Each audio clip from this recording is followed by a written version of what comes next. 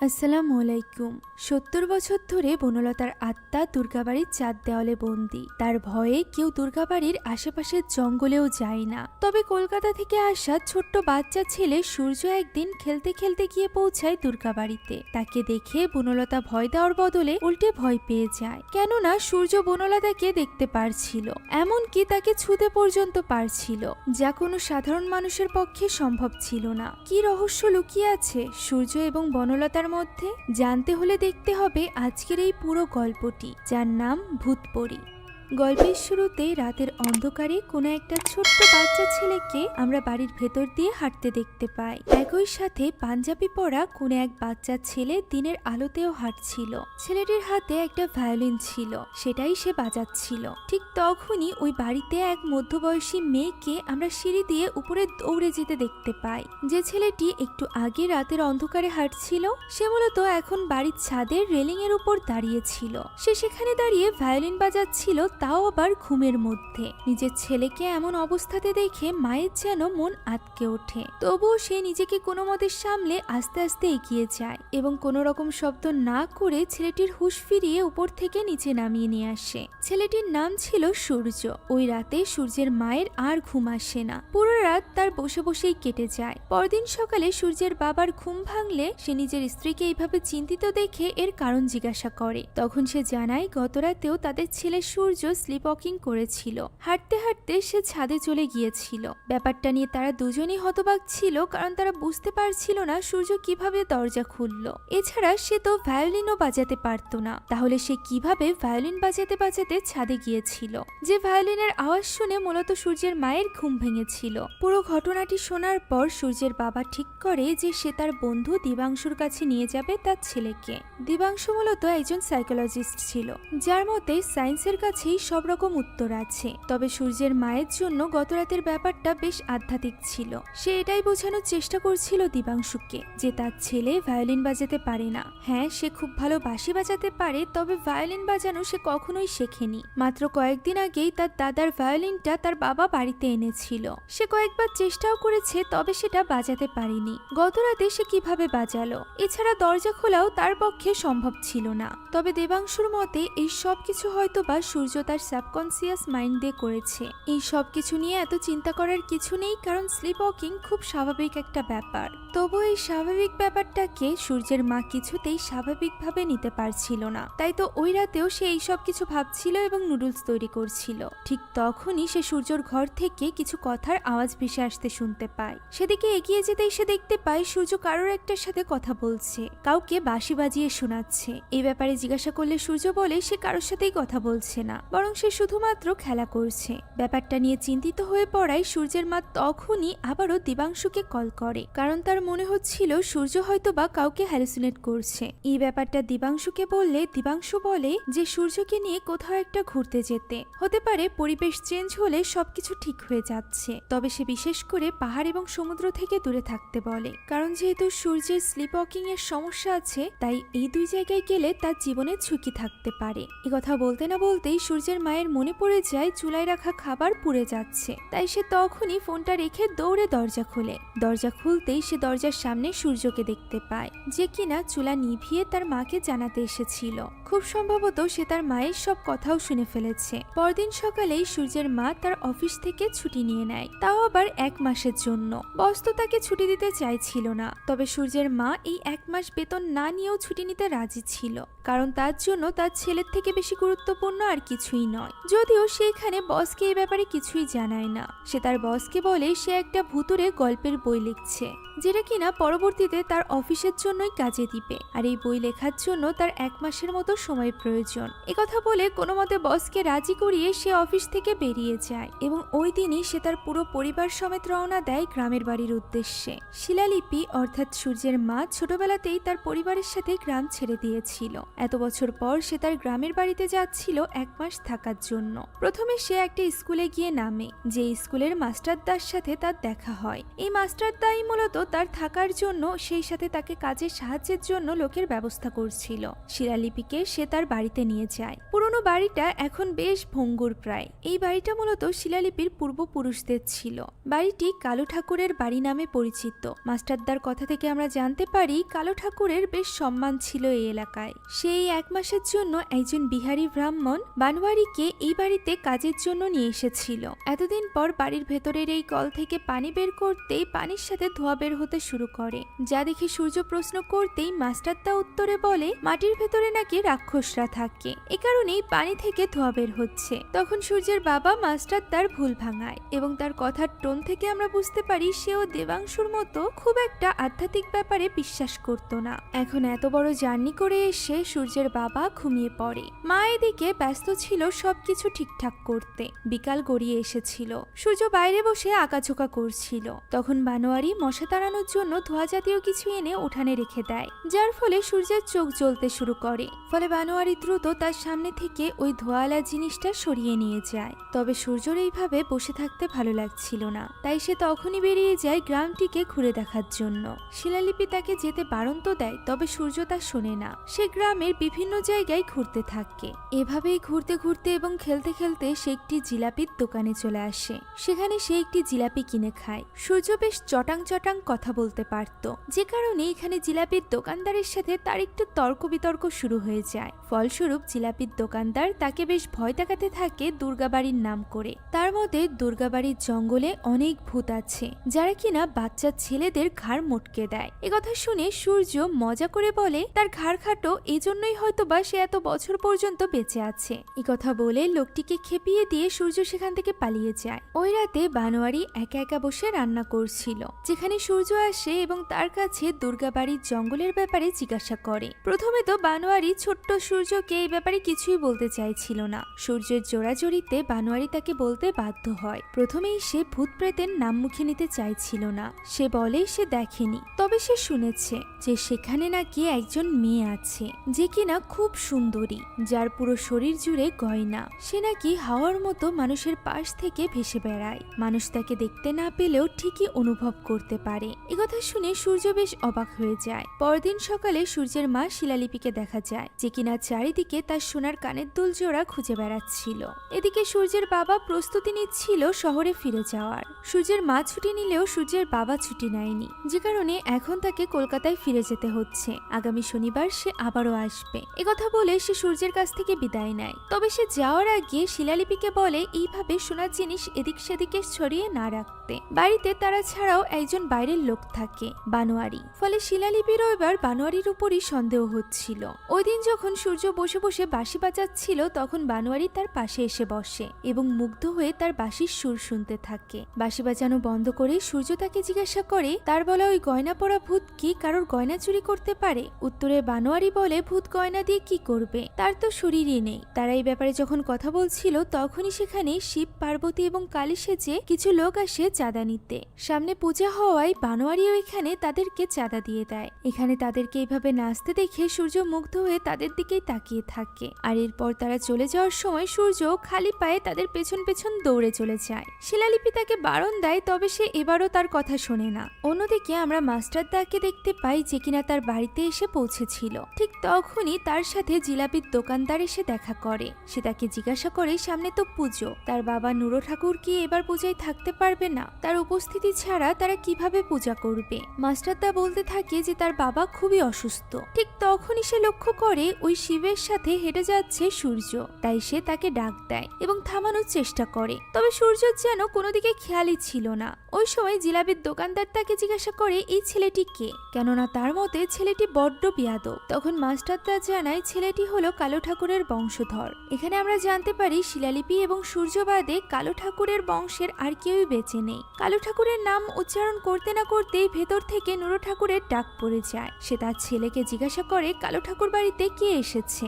উত্তরে ছেলে তাকে সবকিছু খুলে বলে। গতকাল কালু ঠাকুরের বংশধর এসেছে, আর এখনো পর্যন্ত নুরো ঠাকুরকে এই ব্যাপারে জানানো হয়নি। ব্যাপারটা নিয়ে নুরো ঠাকুর ভীষণ চটে যায় তার ছেলের উপর। এখানে আমরা বুঝতে পারি তারা কিছু একটা নিয়ে ভয় পাচ্ছিল।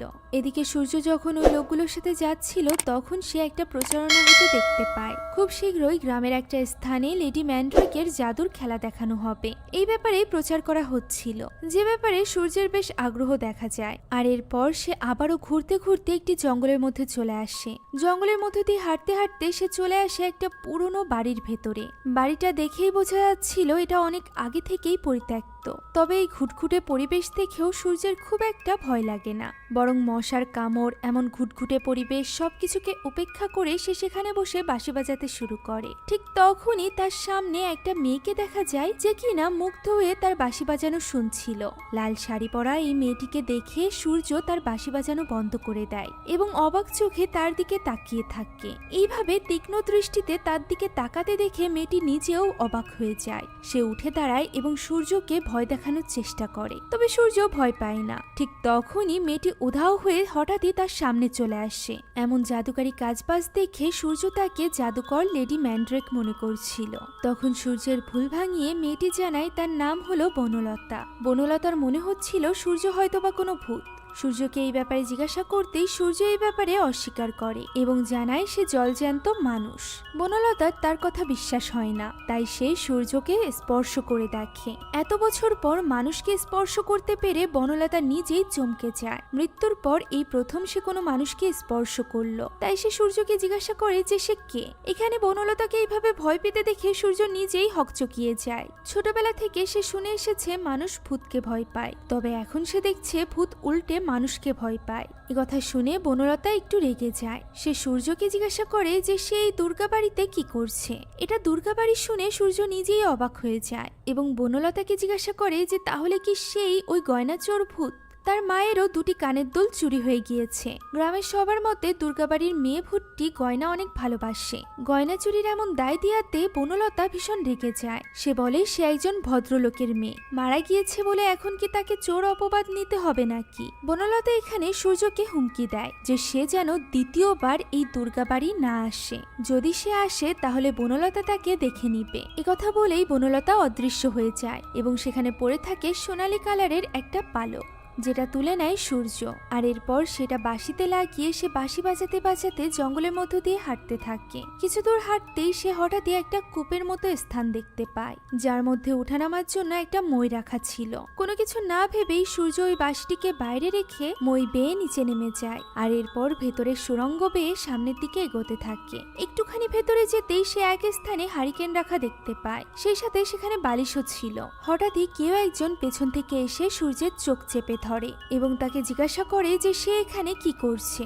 উত্তরে সূর্য বলে সে কলকাতা থেকে গ্রামে এসেছে এবং ভুলবশত এই সুড়ঙ্গের মধ্যে চলে এসেছে। একথা শুনে লোকটি তার চোখ ছেড়ে দেয়। লোকটির হাতের তেল সূর্যের হাতে লেগে গিয়েছিল। এ থেকেই সূর্যের আর বুঝতে বাকি থাকে না লোকটি কে। লোকটিও এখানে নিজের পরিচয় দেয়। লোকটির নাম ছিল মাখন। সেই গ্রামের নাম করা বংশের বংশধর, আর সেই বংশটি হলো চোরের বংশ, যারা কিনা এই সুড়ঙ্গেই থাকতো। মূলত এই সুড়ঙ্গটা পুরো গ্রামের মধ্যে ছড়িয়ে ছিটিয়ে আছে, আর এই সুড়ঙ্গ ধরেই সে চুরি করত। সে নয়, বরং তার পূর্বপুরুষের সবাই এই সুড়ঙ্গ ধরেই চুরি করেছে। তার মতে তাদের এই চুরি একটা শিল্পকলা। অন্যদিকে সূর্যের মতে এই কাজটি অনেক নিচু কাজ। মাখনের জন্যই শুধু শুধু তার মা বানোয়ারিকে সন্দেহ করছে। একথা শুনে মাখনেরও বেশ আত্মসম্মানে লেগে যায়। বানোয়ারি যে কিনা ঠিকমতো ভাবে হাঁটতে পারে না, তাকে নাকি এই শিল্পের মর্যাদা দেওয়া হচ্ছে। তাই মাখন এখানে তার গয়নার পটলিটি খুলে বসে সূর্যের মায়ের কানের দুল তাকে ফেরত দেওয়ার জন্য। সেটা বের করে সে সূর্যের হাতে তুলে দেয়, আর এরপর সূর্য সেটা নিয়ে সেখান থেকে চলে আসতে থাকে। তখন মাখন তাকে ডেকে জিজ্ঞাসা করে যে সে এটা কোথায় পেয়েছে। লোকে জিজ্ঞাসা করলে সে কি বলবে। সূর্য উত্তরে বলে যে সে আর যাই হোক মরে গেলেও একথা বলবে না যে সে মাখনের কাছ থেকে পেয়েছে। তাতে চোরদের মর্যাদা ক্ষুণ্ণ হলেও মাখনও ব্যাপারটা মেনে নেয় এবং এরপর বাইরে যাওয়ার 120টা রাস্তার মধ্য থেকে সব থেকে কাছের রাস্তাটা সে সূর্যকে দেখিয়ে দেয়। আর এরপর সূর্য সরাসরি চলে আসে বাড়িতে। সেখানে মা তার উপর ভীষণ রেগেছিল। সেই সকালে বের হয়েছে সূর্য, এখন দুপুর গড়িয়ে বিকাল হয়ে গিয়েছে। এতক্ষণ যাবৎ চিন্তা দেওয়ার জন্য তার মা তার কোনো কথা শুনতেই রাজি ছিল না। তাকে সোজা পাঠিয়ে দেয় গোসল করতে। সেখানে সূর্য চালাকি করে কানের দুলটা রেখে দেয়, আর এর কিছুক্ষণ পর সে চালাকি করে সেখানে একটা চিরুনিও রেখে যায়। আর এরপর সে তার মায়ের সামনে অভিনয় করতে থাকে যে সে চিরুনিটা খুঁজে পাচ্ছে না, যার ফলে তার মা খুঁজতে খুঁজতে ওয়াশরুমে যায় এবং সেখানে চিরুনির সাথে সাথে কানের দুলটিও খুঁজে পায়। ফলে শিলালিপির মনে হতে থাকে সে শুধু শুধু বানোয়ারির সাথে খারাপ ব্যবহার করেছে। এ কারণেই সে ঠিক করে সে বানোয়ারির কাছে ক্ষমা চাইবে। যে কথা শুনে সূর্যেরও মনে হয় যে তারও বনলতার ভূতের কাছে ক্ষমা চাওয়া উচিত, কারণ সেও তো তাকে চোর অপবাদ দিয়েছিল। তবে ওই দিন আর সে দুর্গাবাড়ি যায় না, একেই তো মারে গেছিল। পরদিন যখন সে তার বাড়িতেই ঘোরাঘুরি করছিল এবং আশেপাশের পুরনো বিল্ডিং গুলো দেখছিল, তখনই সে চলতে চলতে এমন একটা স্থানে চলে আসে যেখানে অনেক পুরনো জিনিসপত্র রাখা ছিল। এগুলো মূলত কালু ঠাকুরের বাড়িরই জিনিসপত্র ছিল। সূর্য সেখানে মাখনকে ঘুমিয়ে থাকতে দেখতে পায়। নিজেদের বাড়িতে এইভাবে মাখনকে দেখে সূর্য কিছুটা অবাক হয়ে যায়। তবে মাখন বিরক্ত হয় তার ঘুম ভাঙানোতে।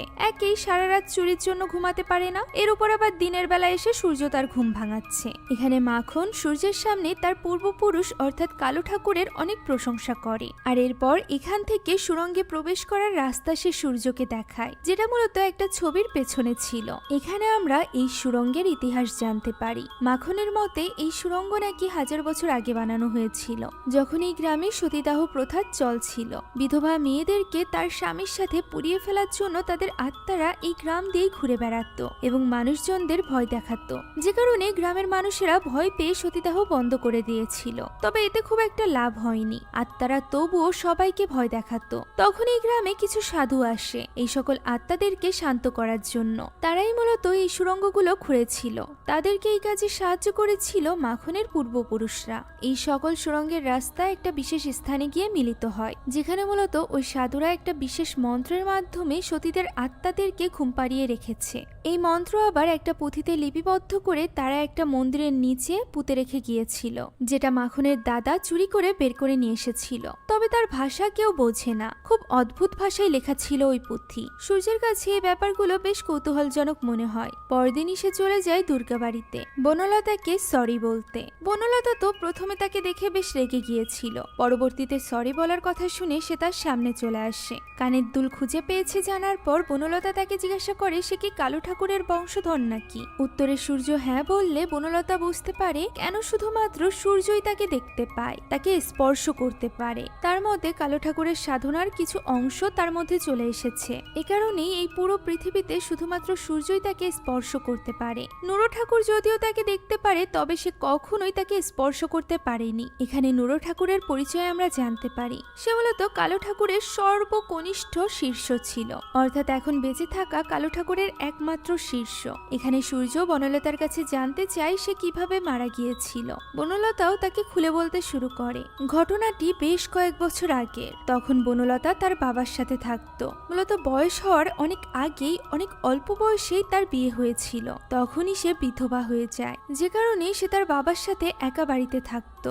একদিন রাতে কালু ঠাকুর তার বাড়িতে আসে। মূলত বনলতার বাবা নিতাই তাকে ডেকে পাঠিয়েছিল বনলতার একটা সমস্যার জন্য। এখানে বনলতা জানায় যে সে প্রায় রাতেই বাচ্চাদের কান্নার আওয়াজ শুনতে পায়। তার মনে হয় দুর্গাবাড়ির ওই পাশ দিয়ে কান্নার আওয়াজ ভেসে আসছে। একথা শোনা মাত্রই কালু ঠাকুরের চোখে মুখে বেশ চিন্তার ছাপ দেখা যায়। সে নিতাইকে পরদিন গোসল করে তার সাথে দেখা করতে বলে। পরদিন নিতাই যখন তার সাথে দেখা করতে যায়, তখন বনলতা একা একা বাড়িতে অপেক্ষা করছিল তার বাবার জন্য। ওই সময় আমরা বুঝতে পারি আশেপাশের এলাকার ছেলেপেলেরা তাকে খুব খারাপ নজরে দেখত। তবে বনলতা এইসব ব্যাপারে খুব একটা পাত্তা দিত না। বাড়িতে ফিরে তার বাবা তাকে খুলে বলে যে কালু ঠাকুর তাকে আজ একটা ভালো প্রস্তাব দিয়েছে। সে মূলত বনলতাকে বিয়ে দেওয়ার জন্য বলেছে। তার মতে বনলতার মধ্যে মা হওয়ার তীব্র ইচ্ছা আছে। এ কারণেই সে রাতের বেলা বাচ্চাদের কান্নার আওয়াজ শুনতে পায়। তাকে নতুন করে বিয়ে দেওয়া হলে, নতুন করে সংসার বাঁধলে তার সব সমস্যার সমাধান হয়ে যাবে। বনলতা বুঝতে পারছিল না তার এই মুহূর্তে কি করা উচিত। নিতাই বীণা বাজাতে খুব পছন্দ করত। বনলতাও তার বাবার গান, বীণার সুর এগুলো খুব পছন্দ করত। ওই রাতেও সে তার বাবার কোলে মাথা রেখে অনেকক্ষণ যাবৎ এই গান শোনে এবং অঝরে কাঁদতে থাকে। এর কিছুদিন পরই বনলতাকে ছেলেপক্ষ থেকে দেখতে আসে। এত বছর পর বনলতা খুব সুন্দর করে লাল টুকটুকে শাড়ি এবং গা ভরে গয়না পরে, সেই সাথে মায়ের শেষ স্মৃতির দুটো বালাখানাও পরে নেয়। দেখতে আসা মহিলাটি তাকে খুঁটে খুঁটে দেখছিল। ঠিক তখনই তার বাবা নিতাইকে ডেকে নিয়ে যায় বাইরে একজন লোক। সন্দেহ হওয়ায় বনলতাও সেখানে যায়। দেখতে পায় তার বাবা হাত জোর করে লোকটির সাথে কথা বলছে। ছেলে অবিবাহিত এবং মেয়ে বিধবা। এ কারণেই তারা মোটা অঙ্কের যৌতুক দাবি করেছে, যার ফলে নিতাইকে এখন তার শেষ সম্বলটুকু, শেষ জমিটুকু বিক্রি করে দিতে হচ্ছে। এই ব্যাপারে বনলতা একদমই রাজি ছিল না। এই কুপ্রস্তাবে বাবা রাজি হয়ে গিয়েছে দেখে বনলতা ভীষণ রেগে যায়। তার মনে হতে থাকে তার বাবার জন্য সে বোঝা হয়ে গিয়েছে, যে কারণে সে ঠিক করে সে ওই রাতেই বাড়ি ছেড়ে চলে যাবে। তার বাবা তাকে আটকানোর অনেক চেষ্টা করে, তবে বনলতা তার কোনো কথাই শোনে না। যাওয়ার আগে সে তার হাতের বালা দুটো অর্থাৎ তার মায়ের বালা দুটো রেখে যায়, আর এরপর বাড়ি থেকে বেরিয়ে জঙ্গল দিয়ে হাঁটতে থাকে। দুর্গাবাড়ির জঙ্গল দিয়ে হাঁটতে হাঁটতে সে দুর্গাবাড়ির উঠানে এসে পৌঁছায়, যেখানে একটা গর্ত খোঁড়া ছিল, যা দেখে বনলতা বেশ অবাক হয়। সেটা দেখার চেষ্টা করছিল, ঠিক তখনই পিছে থেকে কেউ একজন তার মাথায় আঘাত করে। পরদিন গিয়ে তার জ্ঞান ফিরে সে নিজেকে দুর্গাবাড়ির ভেতরে দেখতে পায়। সেখান থেকে কোনো মতে উঠে সে আশেপাশে দেখতে থাকে। হঠাৎই তখন সে পিছে কিছু বাচ্চাদের কোলাহলের আওয়াজ শুনতে পায়। পিছে ফিরতেই সে একটা কূপের উপর কিছু বাচ্চার আত্মাকে দেখতে পায়। তাদেরকে এইভাবে দেখে বনলতা ভীষণ ভয় পেয়ে যায় এবং সেখান থেকে ছুটতে থাকে। কিছু দূর ছুটে এসেই সে দেখতে পায় নদীর পাড়ে কিছু লোক জড়ো হয়ে আছে। অবাক হয়ে সে সেদিকে এগিয়ে যায়। বনলতা দেখতে পায় সেখানে চিতা সাজানো হচ্ছে, একটি নয় বরং দুটি। আর এই দুটি চিতা ছিল বনলতা এবং তার বাবা নিতাইয়ের, অর্থাৎ গত রাতেই তারা দুজনই মারা গিয়েছে। এখন আমরা যাকে দেখছি সে বনলতা নয়, বরং বনলতার আত্মা। এখানে কালো ঠাকুরও উপস্থিত ছিল। বনলতা এখানে কালো ঠাকুরের সাথে কথা বলার চেষ্টা করে, তবে কেউই তো তাকে দেখতে পারছিল না। তাই হার মেনে সে ফিরে আসে তার বাড়িতে, যেখানে তার মায়ের বালাজোড়া রাখা ছিল। সে মায়ের বালাজোড়া নেওয়ার চেষ্টা করে, তবে সে তো তা স্পর্শ করতে পারছিল না। এরই মধ্যে আশেপাশের প্রতিবেশীরা এসে তাদের বাড়ি থেকে জিনিসপত্র নিয়ে যাচ্ছিল। বনলতা তাদেরকে আটকানোর চেষ্টা করে, তবে মানুষেরা তো তার মধ্য দিয়ে চলে যাচ্ছিল। এবারও বনলতা কিছু করতে পারে না, তাই সে ফিরে আসে দুর্গাবাড়িতে, যেখানে সে মারা গিয়েছিল। সেখানে সে তার বাবা নিতাইকে দেখতে পায়। নিতাই সেখানে বসেই বীণা বাজাচ্ছিল। বাবাকে দেখে বনলতা খুশি হয়ে তার দিকে ছুটে যায় এবং সেখানেই মাথা রেখে মুগ্ধ হয়ে বাবার বীণা বাজানো শুনতে থাকে। ওই দিন সে একটা স্বপ্নও দেখেছিল, যেখানে সে হেঁটে যাচ্ছিল নদীর পাড়ে। স্বপ্নে সে একটা নৌকার উপর শুয়েছিল। মুহূর্তের মধ্যে তার দেহ যেন হাওয়ায় ভাসতে থাকে, কিন্তু কিছু সময়ের মধ্যেই এই স্বপ্ন ভেঙে যায়। বনলতার ঘুম ভেঙে যায়। ওই দিনই বনলতা শেষ স্বপ্ন দেখেছিল, কেননা ওই দিনই বনলতা শেষ ঘুমিয়েছিল। ওই দিন থেকে এখন পর্যন্ত বনলতার কখনোই ঘুম আসেনি। সে শুধুমাত্র দুর্গাবাড়ির জিনিসপত্রই স্পর্শ করতে পারে, এ কারণেই সে এখান থেকে কোথাও যায় না। বনলতার এই স্বপ্নের বর্ণনা শুনে সূর্য কিছুটা অবাক হয়, কেননা স্লিপ ওয়াকিং এর সময় সেও তো ঠিক একই রকমের স্বপ্ন দেখতে পায়। এই দুটো স্বপ্নের মধ্যে কি সংযোগ আছে তা তারা বুঝতে পারছিল না। এখানে বনলতা জানায় সে মৃত্যুর পর বেশ কয়েকবার কালো ঠাকুরের সাথে কথা বলতে গিয়েছে, তবে কালো ঠাকুর তাকে হয়তো বা দেখতে পায়নি। এক রাতে হঠাৎই বনলতা দেখতে পায় এখানে থাকা ওই যে ছোট বাচ্চাদের আত্মারা ছিল, তাদের যেন পাখা গজিয়েছে। তারা যেন ভূত থেকে পরীতে পরিণত হয়েছে, আর এরপর তারা অদৃশ্য হয়ে যায়। এই ঘটনার পর থেকে সে ওই ছোট্ট আত্মাদেরকে আর কখনোই দেখেনি। বনলতার গল্প শোনার পর সূর্য যখন দুর্গাবাড়ি থেকে বের হচ্ছিল, তখন হঠাৎই মাখনের সাথে তার দেখা হয়। মাখন তাকে জিজ্ঞাসা করে সে এতক্ষণ যাবৎ কার সাথে কথা বলছিল। প্রথমে তো সূর্য বলতে চাইছিল না, পরবর্তীতে সে মাখনের কাছে ওই শিলালিপিটা চায়, যেখানে কিনা ওই ঘুম পাড়ানি মন্ত্র লেখা আছে। সে মূলত বনলতাকে ঘুম পাড়াতে চাইছিল। সূর্য মাখনকে এটাও জানায় যে বনলতার আত্মা গত 70 বছরের থেকেও বেশি সময় ধরে ঘুমায়নি। একথা শুনে মাখন কিছুটা অবাক হয় এবং সূর্যকে জিজ্ঞাসা করে সে কি বনলতার সাথে কথা বলেছে। উত্তরে সূর্য হ্যাঁ বললে মাখন কিছুটা চমকে যায়। সূর্য তাকে এই ব্যাপারে কাউকে বলতে নিষেধ করে, কেননা সেও তো মাখনের সিক্রেটকে গোপন রেখেছে।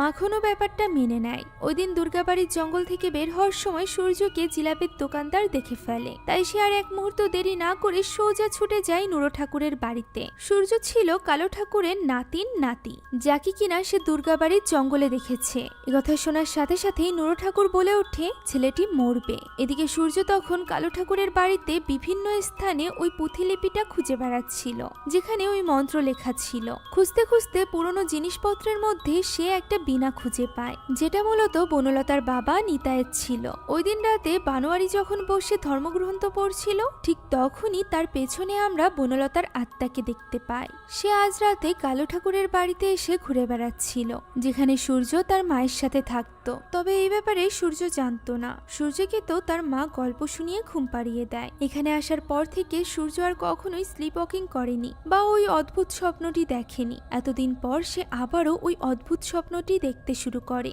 এবং ঘুমের মধ্যেই উঠে সে হাঁটতে শুরু করে পুরো বাড়ি জুড়ে। ওই সময় বনলতার আত্মাও সেখানে ছিল। সে সূর্যকে এইভাবে হাঁটতে দেখে তার পিছু করে। সূর্য তখন উঁচু একটা স্থান থেকে পড়ে যেতে যাচ্ছিল। বনলতা তাকে কোনো মতে সামলে নেয়। তবে সূর্য আবারও এতদিন পর নিজেকে এইভাবে স্লিপ ওয়াকিং করতে দেখে বেশ রেগে যায়। সে সেখান থেকে চলে আসতে থাকে। তবে বনলতা তার সামনে চলে আসে। সে চিৎকার করে বনলতাকে তার সামনে থেকে সরে যেতে বলে। তখন বনলতা তাকে বলে যে সে যদি এইভাবে চিৎকার চেঁচামেচি করে তাহলে আশেপাশ থেকে লোক চলে আসবে, তাকে এইভাবে হাওয়ার সাথে কথা বলতে দেখে পাগল মনে করবে। এর উপর আবার সে ঘুমন্ত অবস্থায় হাঁটে। তখন সূর্য বলে সে পাগল হতে চলেছে। বনলতা জিজ্ঞাসা করে এই কথা কে বলেছে তাকে। উত্তরে সূর্য বলে সে তার মা এবং দিবাংশু আঙ্কেলকে কথা বলতে শুনেছিল। সূর্যকে সারানোর জন্যই তারা এখানে নিয়ে এসেছে। এখন যেহেতু সে আবারও স্লিপ ওয়াকিং করেছে তার মানে নিশ্চয়ই কলকাতা ফিরে তাকে আবারও ঔষধ খেতে হবে। তবে বনলতার এই ব্যাপারটা কোনো রকম মনের অসুখ বলে মনে হচ্ছিল না। তার সূর্যের এই সমস্যাটাকে বেশ ভয়ানক বলে মনে হচ্ছিল। সূর্য তখন বলে একথা কেউ মানবেই না। তার মা তো এটাই মানে না যে ভূত আছে। সে বলে ভূত ফুত বলতে কিছুই নেই। একথা শুনে বনলতার বেশ খারাপ লাগে। মানুষকে যদি ফানুস বলা হয় তাহলে কি মানুষের ভালো লাগবে? তেমনই তো ভূতকে ফুত বলা উচিত হবে না। মূলত বনলতা এখানে সূর্যকে হাসানোর চেষ্টা করছিল যাতে করে সূর্যর মন ভালো হয়ে যায়। সে সূর্যকে মনে করিয়ে দেয় পরশুদিন গ্রামে লেডি ম্যান্ড্রাকের জাদুর খেলা দেখানো হবে। সূর্য সেখানে তার সাথে যাবে কিনা। সূর্য এতে রাজি হয়ে যায়। সূর্যের ঘুম পাচ্ছে দেখে বনলতাও সেখান থেকে গায়েব হয়ে যায়। এরই মধ্যে সূর্যের মা সেখানে চলে আসে। সূর্য তখন বাহানা করে তার সাথে ঘুমাতে চলে যায়। পরদিনই সূর্যের মায়ের সাথে দেখা করতে নুরো ঠাকুরের ছেলে অর্থাৎ মাস্টার দা আসে। সে এখানে সূর্যের মাকে সাবধান করে জানায় সূর্য ইদানিং দুর্গাবাড়ির জঙ্গলে যাচ্ছে,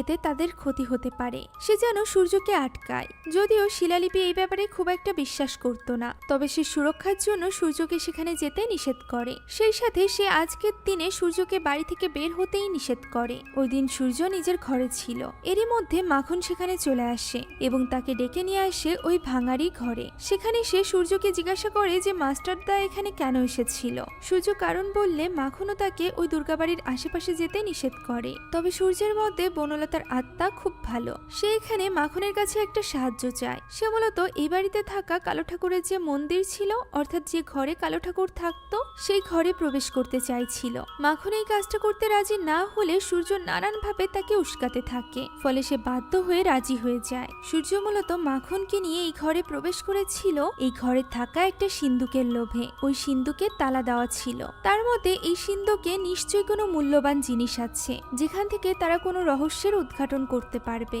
এখন ওই ঘরে ঢুকে ওই সিন্ধুক খোলার পর তারা সেখানে একটা ত্রিশূল পায়। সেই সাথে পায় কালো ঠাকুরের ডায়েরি, যেখানে কালো ঠাকুর তার নিজের মৃত্যুর আগে লিখেছিল যে সে আর সহ্য করতে পারছে না। এ কারণেই সে এই পৃথিবী ছেড়ে চলে যাচ্ছে। তার বানানো মন্দিরটি গ্রামবাসীর উদ্দেশ্যে দান করে যাচ্ছে।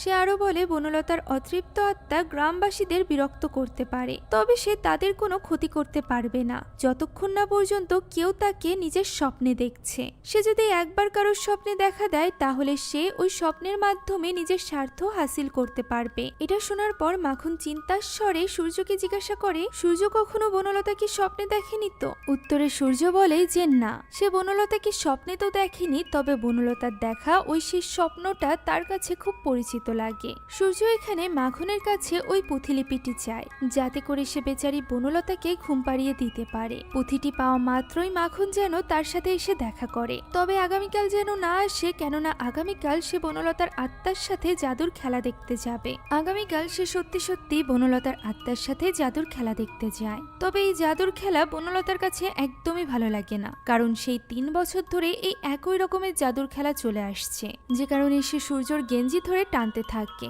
এবং তাকে সেখান থেকে নিয়ে চলে যায়। এই দৃশ্য আবার মাস্টার দা দেখতে পায়। সে বনলতাকে তো দেখতে পায় না, তবে সূর্যের গেঞ্জি হাওয়ায় টানতে দেখে সে সব বুঝতে পারে। তখনই সে তার বাবা অর্থাৎ নুরো ঠাকুরকে গিয়ে সব কথা বলে দেয়। অন্যদিকে সূর্য তার ঘরে বসেছিল, তখন তার কাছে মাখন আসে। সে ওই পুঁথিলিপিটা খুঁজে নিয়ে এসেছিল। এটা মূলত অরিজিনাল পুঁথিলিপি নয়, বরং মাখনের যে পূর্বপুরুষ আছে তারা গিয়ে ওই পুঁথিলিপি থেকে এই কাগজে ওই লেখাগুলো সংরক্ষণ করেছিল। প্রতি বছর পূজাতে তারা এই বইটি ব্যবহার করে, যে কারণে মাখন এই বইটি সূর্যকে দিতে পারে না। না। তবে সূর্য ওই বইতে লেখা সবকিছু ছবি তুলে রেখে দেয়, যদিও লেখা কোনো কিছুই বোঝা যাচ্ছিল না কি সব আঁকিঝুঁকি করা ছিল এই বইতে।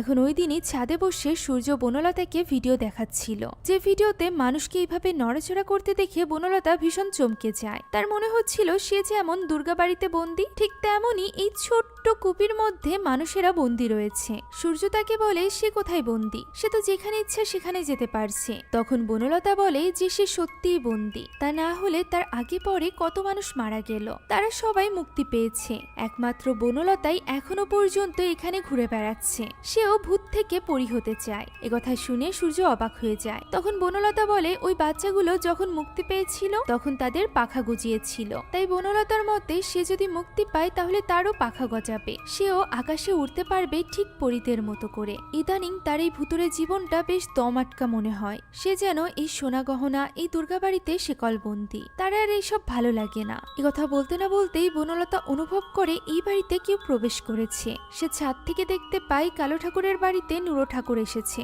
নুরো ঠাকুরকে দেখে বনলতা কিছুটা ভয় পেয়ে যায়। নুরো ঠাকুর মূলত সূর্যের মা শিলালিপির সাথে কথা বলতে এসেছিল। নুরো ঠাকুর শিলালিপিকে বনলতার আত্মার কথা বলে জানায় যে বনলতার আত্মা পূজার সময় বেশ শক্তিশালী হয়ে ওঠে, তাই এই পূজার সময় তাদের এখানে আসা ঠিক হয়নি। শিলালিপি নুরো ঠাকুরকে তার বিশ্বাসের উপর সম্মান রেখেই জানায় যে তারা এইসবে ভয় পায় না। তখন নুরো ঠাকুর বলে তার ভয় পাওয়া উচিত, কারণ সে কালো ঠাকুরের বংশধর, তাদের বংশের অতীত বনলতার সাথে জড়িত রয়েছে। সে কি জানে কালো ঠাকুর আসলে কে ছিল? উত্তরে শিলালিপি বলে তন্ত্র সাধক।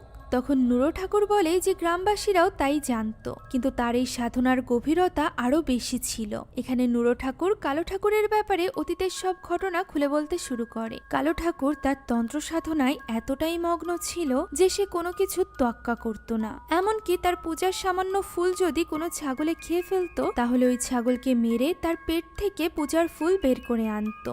এভাবেই একটা সময় হঠাৎই কালো ঠাকুরের মনে হতে থাকে তার এই পূজা অসম্পন্ন থেকে যাচ্ছে, যতক্ষণ না পর্যন্ত সে নরবলি দিচ্ছে, অর্থাৎ মানব সন্তানের খুন করছে। সেই কথাগুলো তার সর্বশেষ শিষ্য অর্থাৎ ছোট্ট নুরো ঠাকুরকে বলেছিল। পরদিনই জমিদার সাহেব কালো ঠাকুরের সাথে দেখা করতে আসে, যেখানে সে জানায় পরপর তার 4 জন মেয়ে হয়েছে। কালো ঠাকুর তাকে বিভিন্ন রকমের পন্থা বলেছিল, বিভিন্ন রকমের মন্ত্র বলেছিল, সবকিছু ঠিকঠাক ভাবে পালন করার পরও এবারও তার মেয়ে সন্তান জন্ম নিয়েছে, তাই সে এই ব্যাপারে দুঃখ প্রকাশ করতে কালো ঠাকুরের কাছে এসেছিল। তখন কালো ঠাকুর তাকে একটা পন্থা বলে যার মাধ্যমে তার বংশ বেঁচে যেতে পারে। সদ্য জন্ম নেওয়া তার মেয়েটিকে বলে দিতে হবে।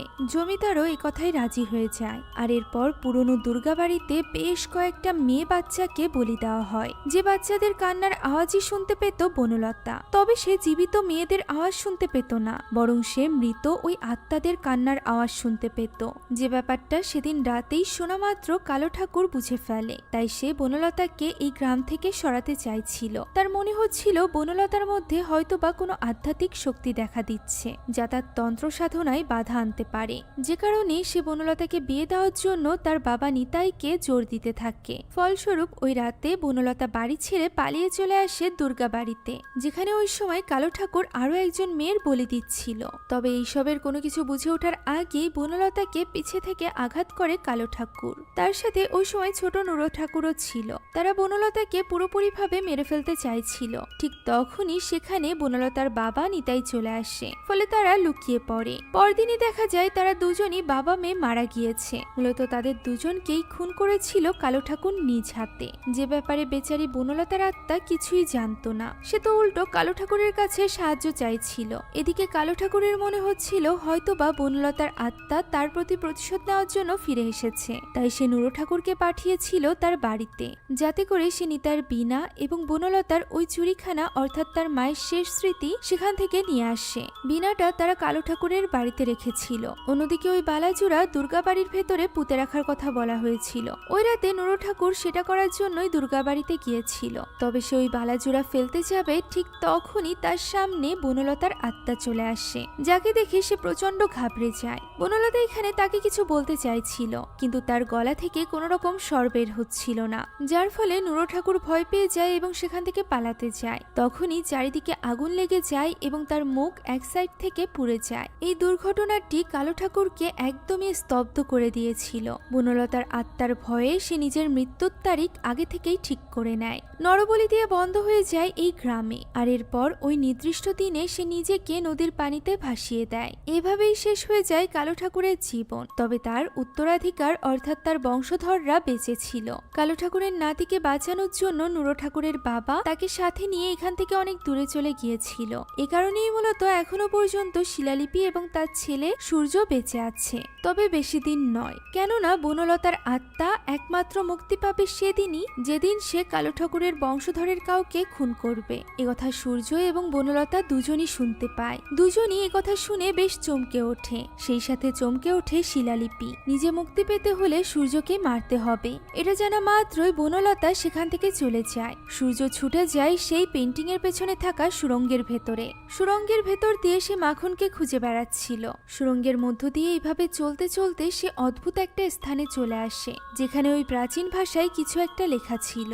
এটাই ছিল সুড়ঙ্গের সেই স্থান যেখানে ওই পুঁথি সংরক্ষিত ছিল, অর্থাৎ সতীদেরকে ঘুম পাড়ানি সেই মন্ত্র।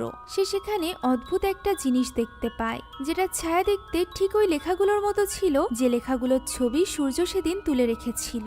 সে ওই ছায়া অনুযায়ী সেটাকে নাড়াতেই হঠাৎই চারিদিকে মিউজিক বাজতে শুরু করে। সে বুঝতে পারে এটা কোনো লেখা নয়, বরং এটা একটা সুর। বিনার এই সুর অর্থাৎ এই বাজনার মাধ্যমেই হয়তোবা অতীতে সতীদের আত্মাকে ঘুম পাড়ানো হয়েছিল।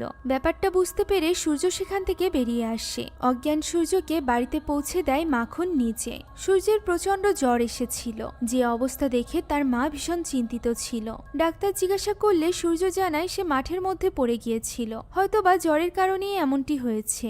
ডাক্তার সহ সবাই ঘর থেকে বের হয়ে যেতেই খাটের নিচ থেকে বেরিয়ে আসে মাখন। মাখন নিজেও জানে সূর্য মাঠে পড়ে গিয়েছিল না, সে তো বরং সুড়ঙ্গের মধ্যে সূর্যকে অজ্ঞান অবস্থায় দেখেছিল। সে সূর্যকে জিজ্ঞাসা করে সে সুড়ঙ্গের মধ্যে কি করছিল। তখন সূর্য জানায় সে রাস্তা হারিয়ে ফেলেছিল এবং সে স্থানে পৌঁছে গিয়েছিল যে স্থানটিকে মাখন একবার গ্রামের হৃৎপিণ্ড বলেছিল।